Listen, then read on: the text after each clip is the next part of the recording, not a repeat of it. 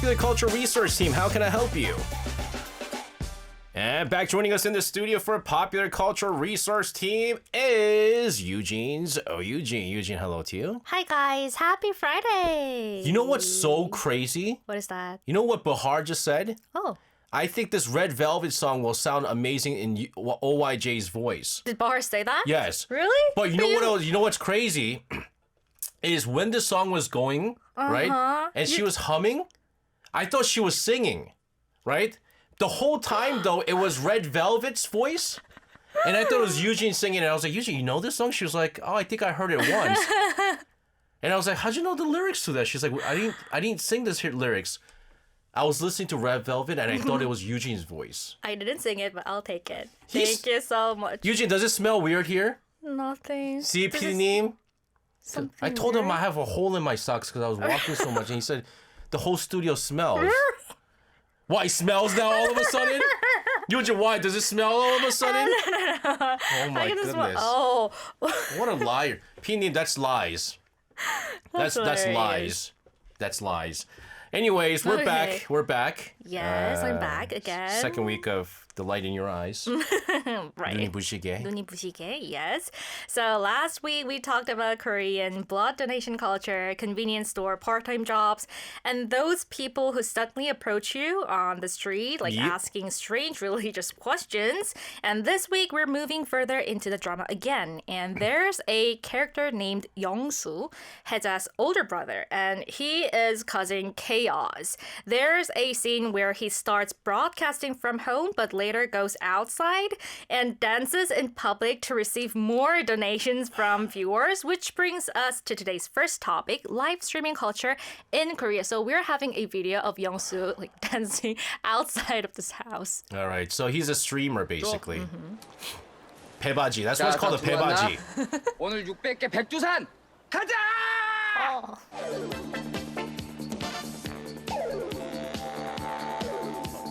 Oh, look at Oh yeah, I will give him money. That's my kind of dance. You're gonna dance. That's my kind of dance. They're gonna do that once. Oh yeah. Wow. That... Oh! Oh my goodness!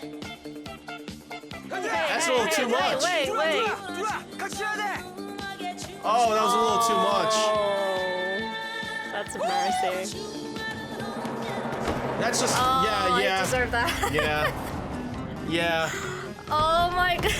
Yeah, I would do the same thing. Me too. Oh my goodness. Oh, he's getting more. Maybe that's the part of scenario too. He's getting more because oh my goodness. Oh my goodness. That's hilarious. I liked the dance until he started doing that weird thing with his below area. But you know what's interesting is that I mean, I know in the U.S. like streaming is pretty big too. There's guys that I like, Ray Asian Boy.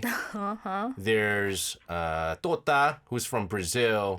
Kai Kanet, you know all these people. But Korea also has a huge live streaming culture. It really does. So Korea got into live streaming much earlier than most countries. In the past, one of the biggest platforms was Africa my TV, goodness. where streamers were called BJs, short for broadcast jockeys. Yes. And the content was incredibly diverse, like online gaming, eating, daily life content, street broadcasting, and more. And viewers can donate money while watching through a virtual gift system. They can send 별풍선 or star balloons as a way to support their favorite BJ in real time. One star balloon is worth roughly 10 cents, but popular streamers can receive thousands during a single broadcast. So streamers try harder and harder to attract viewers, which sometimes leads to extreme situations. Yeah, it's you know what it is? It's like it's one or the other, okay? Either you're like really, really pretty and all you do is go, "Hi guys." Oh, Steven, hi. And then I say Steven all of a sudden goes, starts donating like $100. Right. Oh, made it up. Is tuning in from London. Ooh, oppa, Why are hi. you sounding like that? I'm trying to sound like a girl, but my voice is not so good. Things like that. And then they'll give you money. Right. Or you eat really well. 먹방. Or you eat, you know how it's like, 잘 먹는다. You eat well. and it makes you want to eat too. And so like they'll also donate money and they make, or you do something wild. Like Youngsu dancing like an idiot. Just like the drama. Yes, and that has actually become a social issue in Korea recently. Some streamers do provocative things for attention and money. For example, there have been cases involving loud arguments, excessive drinking broadcasts, public disturbances, aggressive interviews with strangers, and even fights happening during live streams. I think that's why Key wears his key neck shirt, just to be a little bit more revealing. You know Key? Like, I know him, but He wears very revealing does he shirts. do like broadcasting or something, like live streaming? ARIRANG Radio news. On the ARIRANG Radio, but people cannot see him, right? We see him sometimes when our screen comes out, and so he wears very revealing, low cut. We call it key neck. Keynet. And so, but I don't think he gets any 별풍s for this one. But again, when you do all these like aggressive stuff, just for the sake of money, this is where it gets very controversial. Exactly. There's a famous spot for BJs or streamers, which is Bucheon Station, Bucheon역, because it has a huge floating population. Many live streamers gather there to broadcast. It became almost like a competitive space. Who could be the most extreme, the most provocative, to attract more viewers and donations? And in September 2025, it even escalated to a stabbing. A female BJ stabbed another streamer during a live broadcast, and she was arrested. The actual stabbing wasn't shown on camera, but the victim's cries of pain and the attacker's screaming were broadcast live in real time to anyone watching. You know That's what's terrible. crazy is like former gangsters are making money Through live streaming. Live streaming.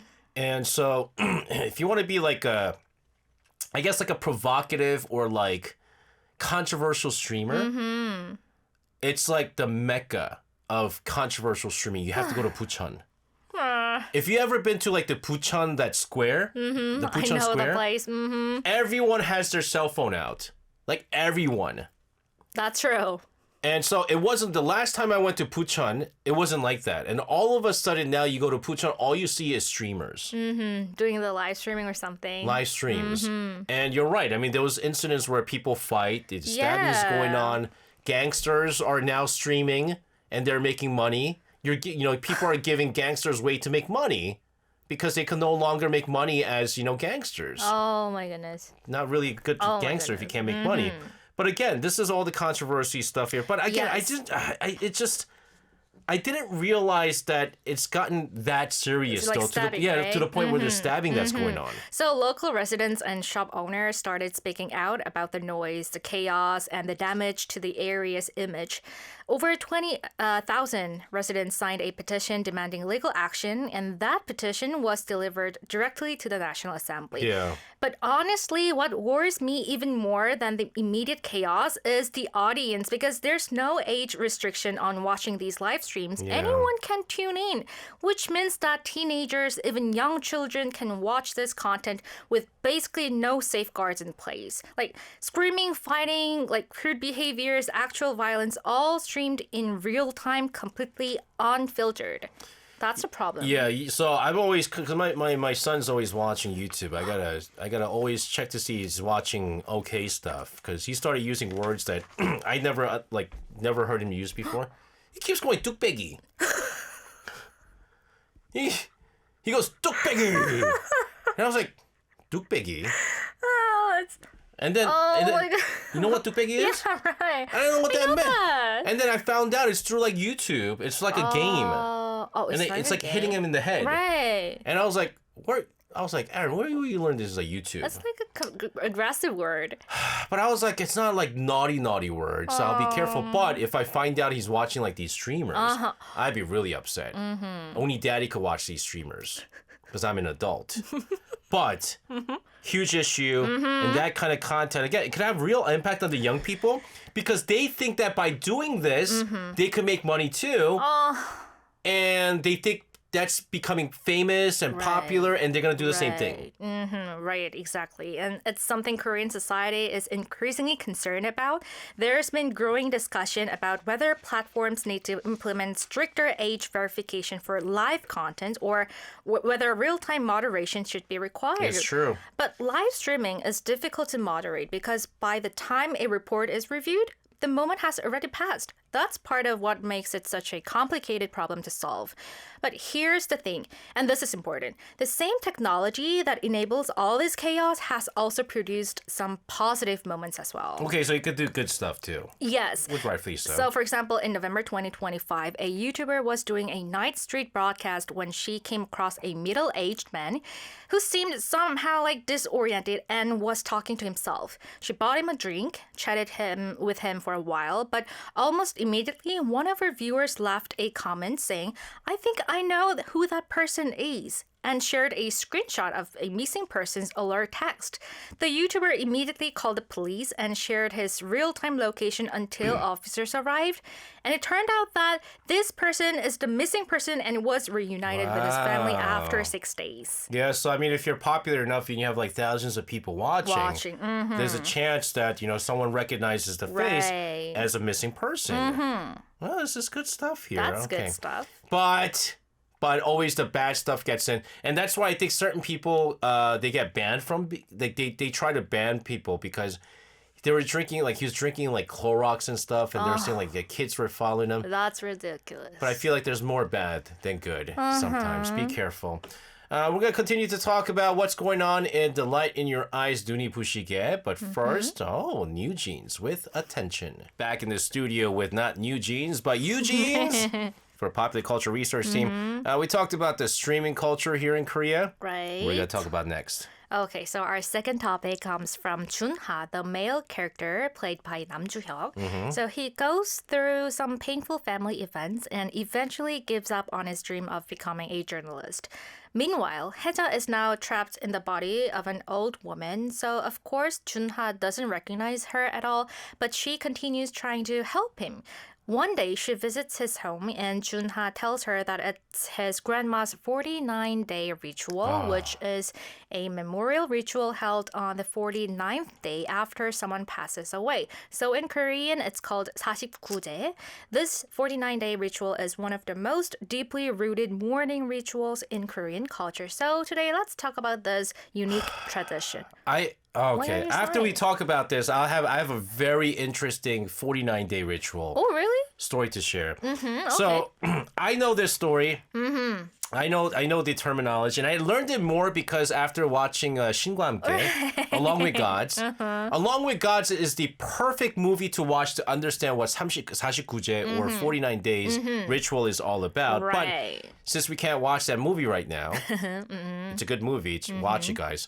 Can you explain it for us? Okay, of course. So in Korean Buddhist tradition, when a person dies, they don't immediately move on to their next life. Instead, they enter a state where the soul lingers for exactly 49 days, preparing for what comes next. So during this time, the soul faces 7 stages of judgment over 49 days, one every 7 days. So 7 judges, 7 chances to have your life reviewed, and on the 49th day, the final judgment takes place. So after that, the soul's next destination is decided, like heaven or hell. Yeah. So the 49-day ritual is held on that 49th day. It's the day the family gathers to say their final goodbye. So our listeners know that I lost someone very special, Kim Young-dae, our former music columnist, and it was a hard loss, right? So the crazy thing is, me and Young-dae got very close because of our love for sports. And no matter how busy Young-dae was, he would always talk about American football with me. He was a big Seattle Seahawks fan. And I was a Jets fan. He'd always make fun of me. The day that the Seahawks played the Super Bowl, which is a championship game, and they won, was on his 49th day. So That's emotional. I watched the Super Bowl. I actually didn't mention this on air, and I didn't, or say anything because it was whatever. I was actually at his resting place watching the Super Bowl, with him. And it was just so wild that on the day that it was his 49th day, that his Seattle Seahawks won the Super Bowl. It was wild. So I'm just saying it was really wild. But again, it's a different way of thinking about death compared to the Western traditions, let's say. Exactly. So in many Western traditions, the funeral is the goodbye. But in Korean culture, the idea is that the soul is still nearby for 49th day, still listening, still present around you. So this ritual becomes the real ending, the moment you truly let someone go. There's even an unspoken social belief in Korea that you shouldn't speak badly of someone who has recently passed because the 49 days are not over yet. The soul is still around you. So what actually happens at the ritual? Traditionally, the 49-day ritual is held at a Buddhist temple with monks leading the ceremony, chanting, playing instruments, reading sutras, and families prepare the dishes the person loved the most in their lifetime.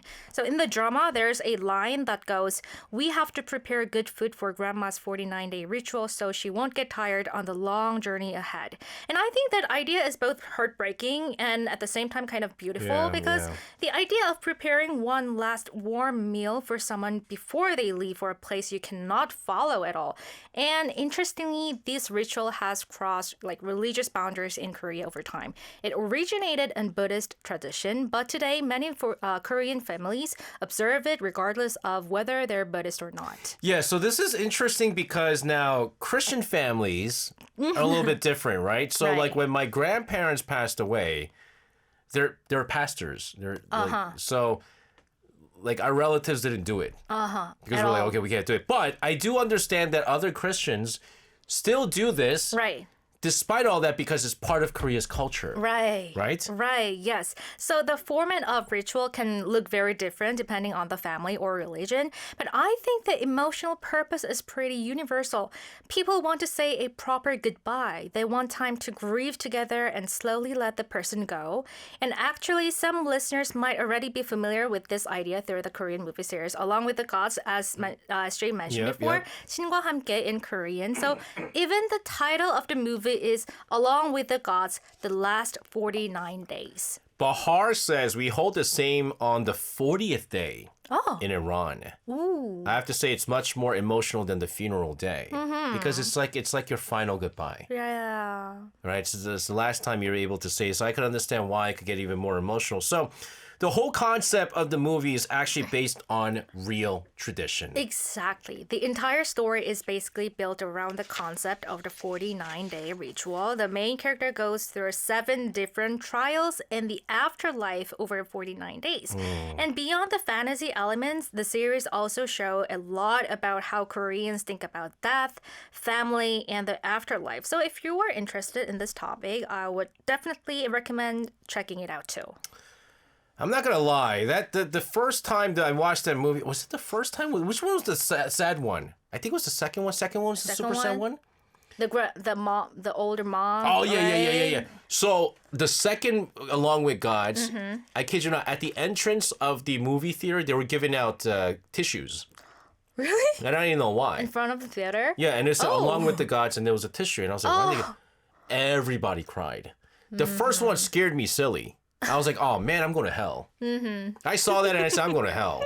I'm not going to survive that 49 days. But yeah. So that scene is a part of the 49-day this series, right? Yeah. This one. Yeah.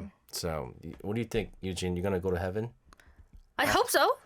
Oh man, see, look at that. She's so confident. I hope so. I was just, I think I'm going to go to hell. Everyone wants to go to heaven, not to hell. I want to go to heaven too, but after watching Along with Gods, I was like, oh man, I'm going to hell. I'm going to hell. They're strict. It's so strict. So strict. I like to think that I lived a very, very good life. Like I was nice, but watching that, I'm like, oh man, even that is considered a sin. It's very strict. Guys, check it out.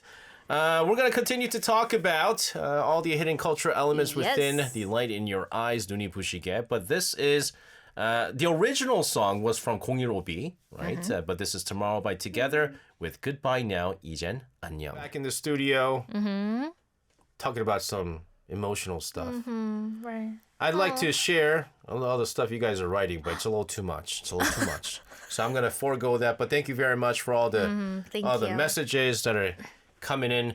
Let's move on here. What is our final topic? Okay, so our last topic is one I think a lot of listeners will find really fun. Okay. So in the drama, Haeja is a very lively and outgoing character. She enjoys hanging out with friends, joking around, and drinking soju. So throughout the drama, there are many scenes where people gather around food and drinks together. And that brings us to today's final topic. Welcome to Popular Korean Drinking Culture Research Team. We're going to dive into some unique Korean drinking culture this time. Guys, you guys are in for a blast now. We talked about sad stuff. We got to talk about drinking culture in Korea. Drinking culture. But you make it sound like you're good at drinking. I'm not good at drinking. You're really not good at drinking. So actually, Eugene's very lightweight, which is good. I envy that. Oh, really? I envy that. Because what you do is you also control yourself, knowing that you can't drink a lot. Actually, I cannot control myself that much. Oh, Pini, it was just with us. She just didn't want to drink with us. She was controlling only with us. No. You can't control That's not drinking with true. your friends? Oh, it was just with us. No, that's not true. Pini can't drink neither. He's lightweight. Right. Turns like super red. But soju Soju. appears in like almost all dramas. It really does. So whether people are celebrating, stressed, heartbroken, happy, or exhausted, someone eventually ends up drinking soju. And people confess feelings, apologize, reconnect with old friends, complain about work, or bond with coworkers while drinking together. So for many Koreans, soju is connected to relationships and social bonding. You know, I kid you not, but I feel like, just like they don't show smoking on the drama sometimes. They should maybe... We talked about it before. Yeah, maybe they should do a little of that with soju sometimes, because when I was young and I watched dramas and the way that they drink the soju... The sound. The sound makes it seem so good. It makes it seem like it is the sweetest alcohol. It is the tear of the gods. Tear of the gods. But it just tastes like chemicals the first time you drink it. The first time you drink it. But here's the thing, though. When you first drank, who did you drink with? Do you remember? Well, maybe with my friends. With your friends.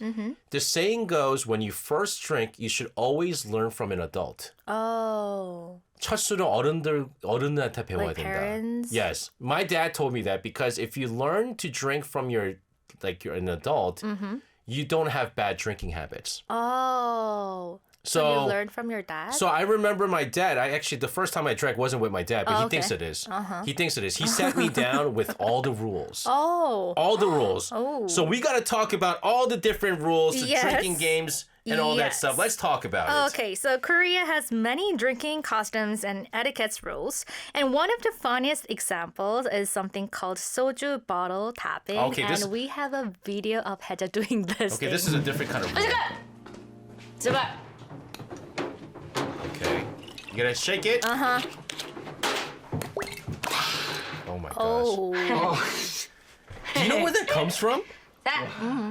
Do you know why they do that? Oh, yeah. I'll go explain it. I bet you. Are you gonna explain why? Yeah, but it's like a tradition or something. It's you have much another more thing? than tradition, though. Oh, what is much that? more than tradition. Oh, that's interesting. You know that every time that before you open the soju, they shake it. Right. Do you know why they shake it? Because of the particles in the thing? Particle. Pini, you know. Actually, he doesn't even drink. Do you know why we shake the? Because long time ago, they used to make soju using like saccharin.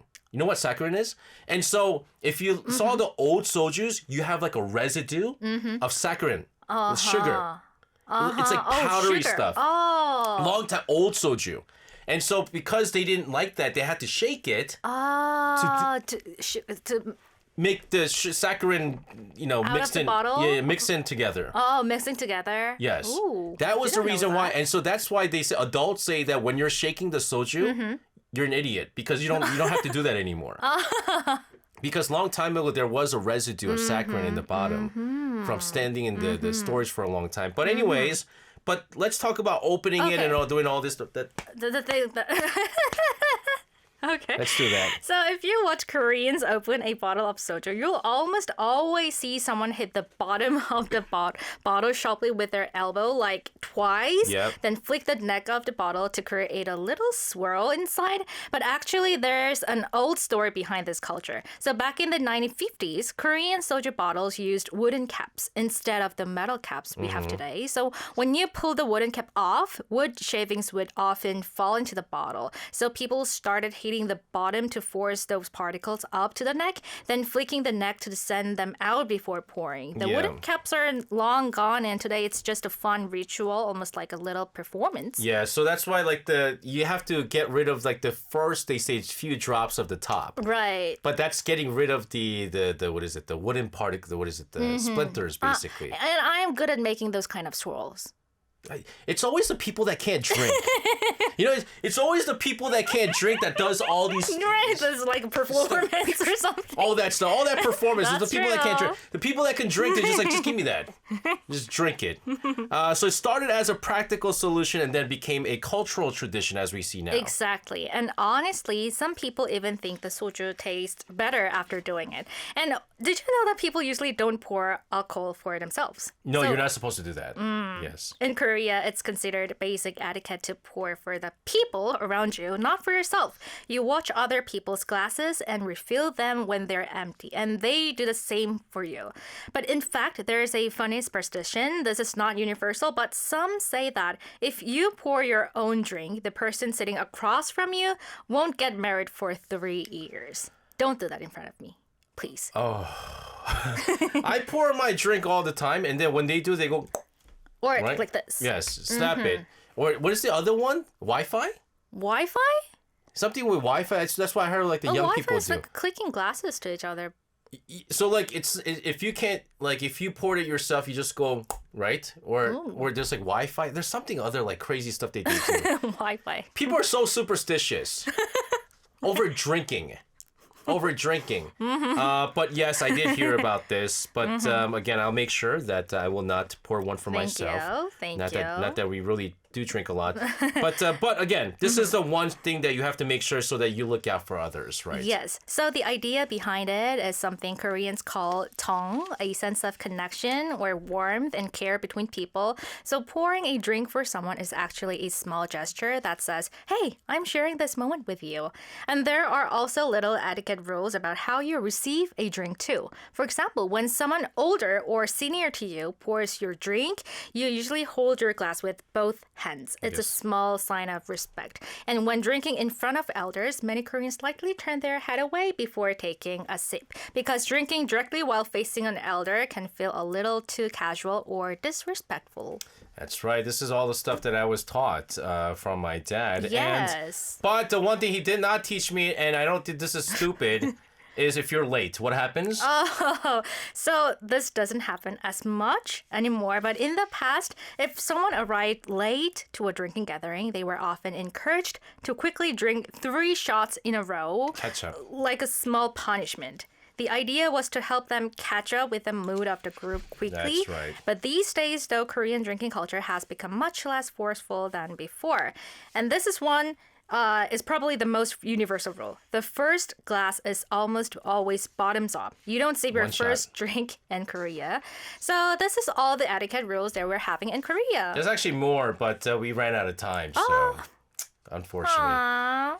Every time we talk about drinking, we run out of time. That's what happens. Yujin, thank you so much for this. you. Have a wonderful weekend. We'll see you again next week. And standing around the studio, this is my favorite alcohol-related song. This is my Norebang jam. This is Vibe with Surya, Alcohol Is.